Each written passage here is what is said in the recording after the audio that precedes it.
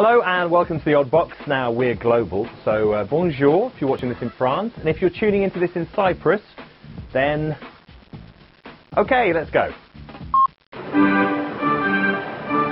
Now this is odd. Mobile phones which double up as classical instruments. Apparently they really are playing them. This is a new invention from Japan, obviously. A games makers teamed up with a mobile phone company to create this.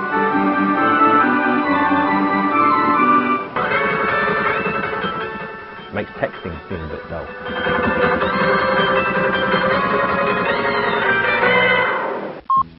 Now, I can't do this. This is the UK Breakdancing Championships. He is very good, actually, isn't he?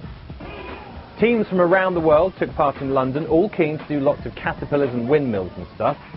This is a global phenomenon that has broken down so many walls and doors and, bridged so many gaps. This is just showing off, though. Basil the Cockerel is his name, and he's arrived in the back garden in Gateshead about 6 months ago. But the council wanted him out because he was too noisy. One resident called Katie Wilkins thought that was a bit unfair on poor Basil and started a battle for his human or cockerel rights. I would just hope that someone would be able to give him a good safe home where he can be happy and wander and not end up on someone's plate. Good news in the end though, a nearby farmer said he'll take him in. Number 7 now. Imagine spending 5 days doing nothing else but watching movies.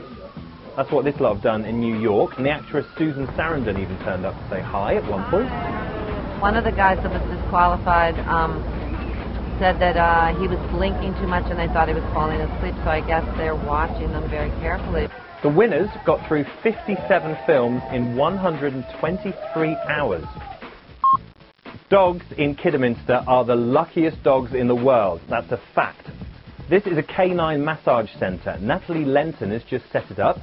Seeing a dog come in here on 3 legs and then leave on 4 legs, it's the best feeling in the world. Her clients, which include Henry, absolutely love it.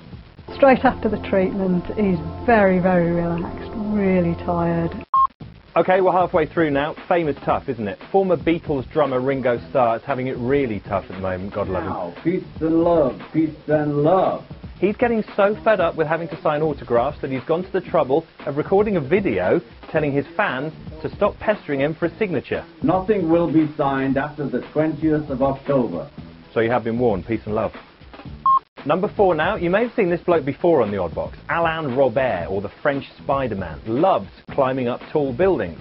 Usually, before an ascent, I always feel a little bit nervous.